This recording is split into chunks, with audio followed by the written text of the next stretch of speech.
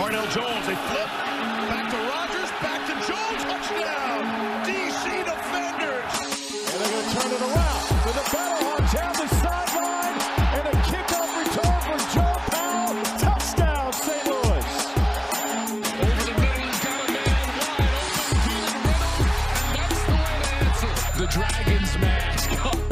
Walker takes the shot. Cam Phillips caught. Touchdown, Roughnecks. And that one swatted down back to Jones. You can throw 2 forward passes in this league, and he does. And connects with Lance Dunbar. That one picked off.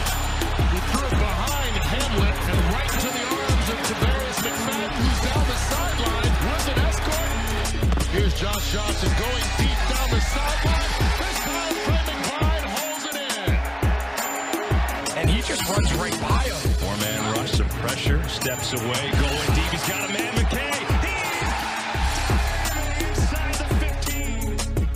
This is for the love of football. This is the XFL.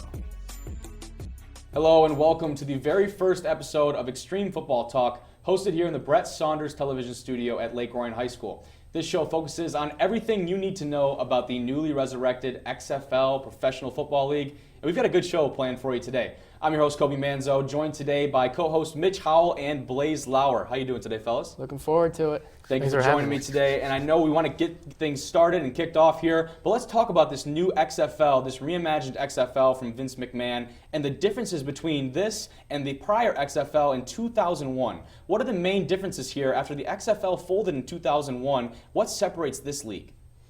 I think that the number one thing that I would say is being almost 20 years later, football has definitely grown as a sport.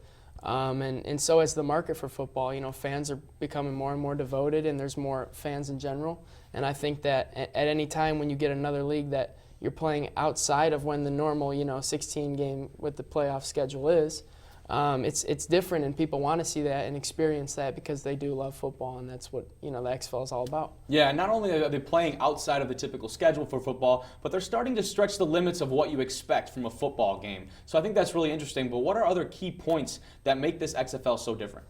I think another key point is, different from the past, is the name recognition you get from the players. There's a lot of players in this league that you've heard of before. You've seen them play in college. You've seen them play in the NFL maybe a little bit. So you just you feel more at home watching people that you've heard of, that you know about. Yeah, and how does the pace of play in this league compare to that of like an NFL? Now, obviously, they're not trying to get to that point where they're above the NFL, but how crucial is it for them to have this good quality of play to retain that fan base that you were talking about earlier? I mean, I would say majority of players are definitely out there for a reason. I mean, it wasn't just a walk-in and I'm on the team kind of deal. You definitely have to have a little bit of a background to be on these teams, and that's definitely shown. I think these players are playing at a really high level. And, to say which level, that's not for us to say. But I think that they're definitely, a lot of them. We got a lot of Division I, Division II players that are playing real well still. And they're very impressive players. And like you said, you can't just come out there and get onto a roster, some nobody walk on. This is professional football after all. And I know sometimes it may not feel like it because we don't have so many things to compare it to outside of the National Football League. But one thing that does definitely differentiate this league is the rules. So what rules kind of stood out to you guys as being big game changers? I think the biggest rule that stood out to me was the new kickoff or kick return rule. Yeah. Like the other team lines up at their own 35, the other team's 5 yards away from them, and then they're not allowed to move until the receiver catches the ball. It still works for big plays like you've seen. There's a kickoff return this week, but it just makes it, limits the impact of hard hits, stuff like that, which is what the NFL always tries to do in increasing their safety. Yeah, so they're definitely trying to eliminate those long, those hard-hit collisions there, which have a lot to do with the CTE and head trauma that a lot of NFL players are experiencing. But one thing I wanted to touch on was the new extra point rules. Now, you can go for 1 point from 2 yards out. You can go for 2 points from 5 yards out, or you can go for 3 points from 10. Now, you notice I didn't say there's no kicking of extra points, which is kind of interesting because you have to blend this dynamic, and they're having a very tough time, I think, but they're doing a decent job of transitioning, is blending the old of what we're used to watching, this cookie-cutter formula of football, and trying to bring in and blend that new style of football into something that people will watch and watch consistently. So I think this extra point is one thing that, although it may be very controversial at first, and it's weird, I will admit it's very weird to watch a game where the offense stays out in the field after a long drive, but how do you think that will affect the game plan and the scheme from some of these teams offensively? I mean, it definitely changes the way that, scores are going to be finished. And it definitely is, you could almost say that you could have time to practice for that kind of thing. And I think that, especially like starting week 1, a lot of people were trying to get comfortable and accustomed to the new rule. And a lot of people were, keeping it around 1-2. And but I think as the league grows up a little bit, I think we're going to see a lot more teams going for 3 because they realize, hey, that's a tremendous amount of points to just be able to get after a touchdown. But I did want to touch on, since we're on the topic of rules, I wanted to touch on the play clock. The play clock is now at 25 seconds instead of 40 compared to the NFL.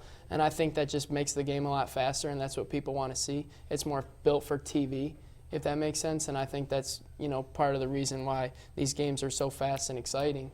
Yeah, when it comes down to it, football is an entertainment business, although the players play a huge role in that. At the end of the day, it's the TV deals and the negotiations that make these football leagues happen. So I think it's really important that they almost cater to that entertainment side a little bit more, say, than the NFL. And you talk about the excitement and some of the plays that have gone on, and I think there really have been some exciting and explosive plays because of these new rules. And going right off of that, I think it's a good time to go ahead and look at the XFL Week 3 Power Rankings, led by my personal favorite, the Houston Roughnecks. St. Louis takes the second spot, and the Renegades sit at number 3, while DC drops to 4 after a tough loss on Sunday to the Wildcats. I agree with the majority of these rankings, although I will say after a dominant game against the Defenders and some consistent weapons on the offensive side of the ball, I think the Wildcats deserve to be in that 5 spot. But what do you guys think about these rankings, and do we agree on the top 3 teams? I do agree with the rankings. In my rankings, I did switch the 7th and 8th teams. I think the Guardians are the worst, even though they do have a win.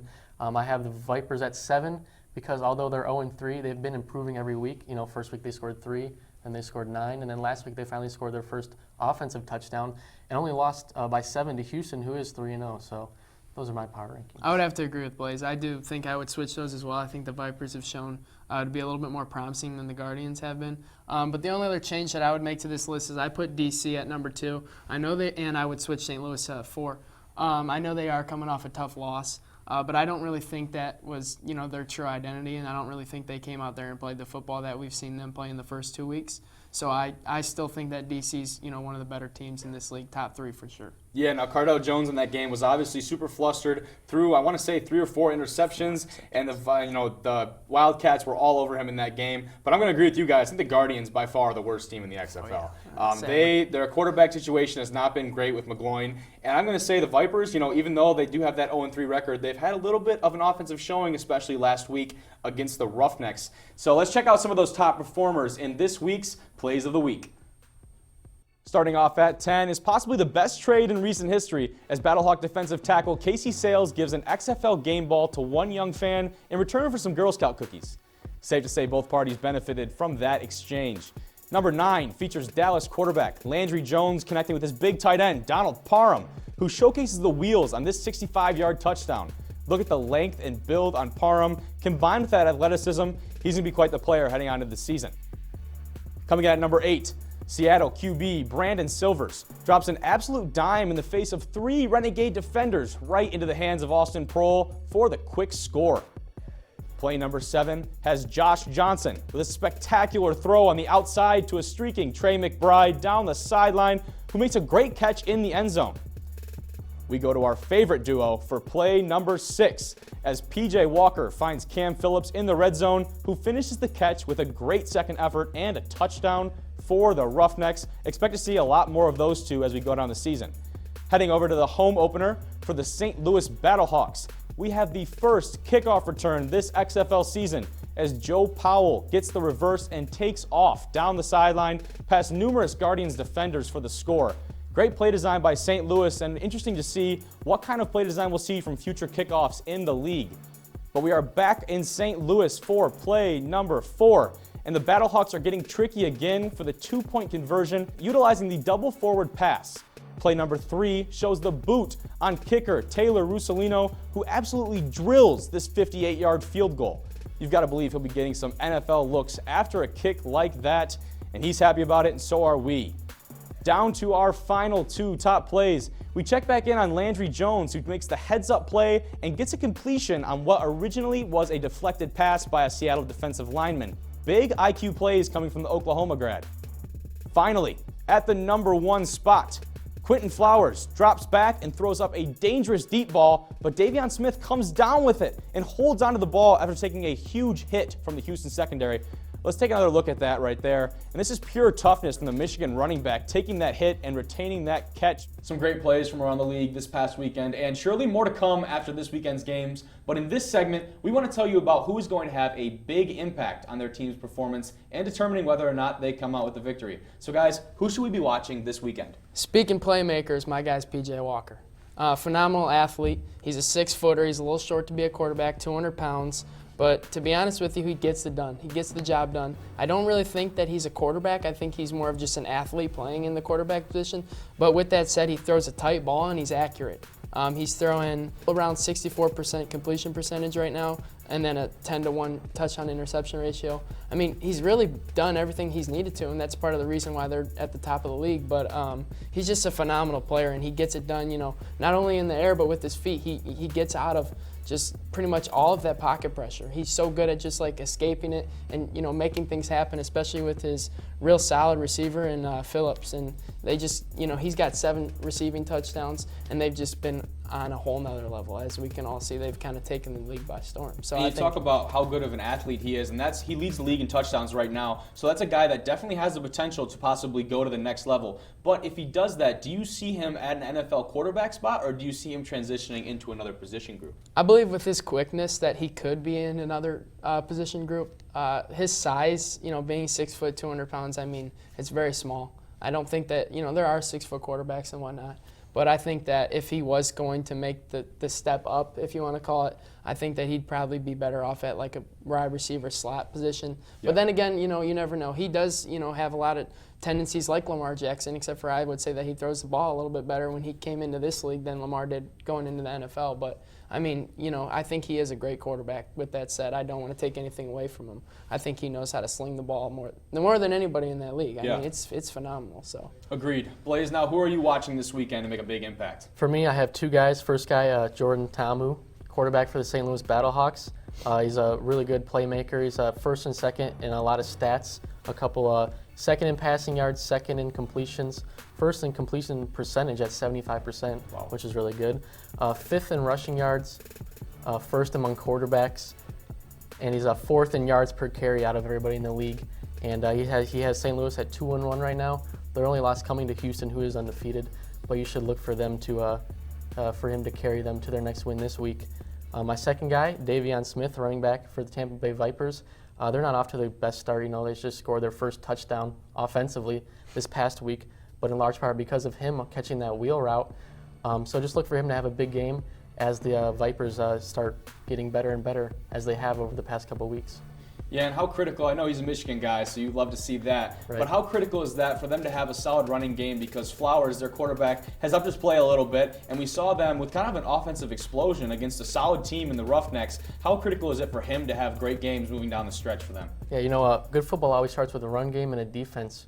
So as they get their run game established through Davion Smith, who's 3rd in the league in rushing yards, I might add, they're going to look to be opening their offense a lot more. The guy I want to watch is a running back for the Dallas Renegades, and that being Cameron Artis-Payne. This guy can run you over, he can run around you, he's got all the skills of a great, talented back in the XFL or in any league for that matter. Payne is 2nd in the league right now for rushing yards with 185 yards on only 29 carries, which gives him the best average on yards per carry in the XFL. He scored 2 touchdowns, and he's such a multi-dimensional back because he can catch it out of the backfield as opposed to just running it. Payne needs to have a huge game against Houston this week in order for those Renegades to have a chance against a very talented offense with Walker and the quarterback situation there. But looking into this weekend schedule as we head into week 4 of the XFL regular season, we've got some great games coming up. First up on Saturday, the Guardians host the Wildcats at 2 o'clock in a battle between 2 1-2 teams looking to make a name for themselves. Following this is Seattle at St. Louis, and the Battlehawks will have that place rocking for the 5 o'clock game. Moving on to Sunday, we have the 3-0 Roughnecks taking on the 2-1 Renegades at 4 o'clock in Dallas for possibly the start of an in-state rivalry that will definitely be the game of the weekend for me. Finally, the DC Defenders look to redeem themselves in Tampa at 7 when they play the 0-3 Vipers, who actually had a good showing last week, so that game may be interesting. But my question for you guys is, what game are you looking forward to most in this weekend's set of games? The game I'm looking forward to is Seattle versus St. Louis. It's in St. Louis. St. Louis was home last week also, and that place was rocking. You know, pro football hasn't been in St. Louis for a couple of years now since the Rams moved to LA. So it's something for those people to go watch, and I think they'll get the dub and increase their lead in the Eastern Conference. Yeah, that's a good point. Now, their first 2 games for St. Louis were actually on the road, so when they came back for that Week 3 homestand against the Guardians, I mean, that was a showing. Offensively, just on all sides of the ball, they really dominated in that game. But, Mitch, what game are you looking forward to most this weekend? I think the Battle of Texas, the Renegades versus the Roughnecks, is going to be a phenomenal game. Like I said, Houston is just, the run and shoot offense is so much fun to watch. I mean, those guys are awesome. But I think that, you know, it's going to be something where it might be a little bit of bragging rights, and I think we're going to see a little bit of competition that we haven't, maybe a little bit more fire in these guys, because honestly it is kind of like the first little mini competition you could say between a couple teams in this league, potentially even rivals. You know, who's to say, but it's going to be a phenomenal game. 2 great quarterbacks going at it. And, you know, they're the 2 of the better teams in the league. I'm looking forward to it. Agreed. And it's an interesting dynamic because we don't get too much of that in the NFL. Now, we do have the Giants and the Jets out of New York, but I think this is going to mean a little bit more to those guys down in Texas. So I really am looking forward to that game and what it has to offer. But unfortunately, that's all the time we have for today. Thank you for tuning in to the very first episode of Xtreme Football Talk. And be sure to come back next week for some more great conversation and in-depth analysis. On behalf of our entire crew, Blaze Lauer and my co-host Mitch Howell, for the love of football, I'm Kobe Manzo.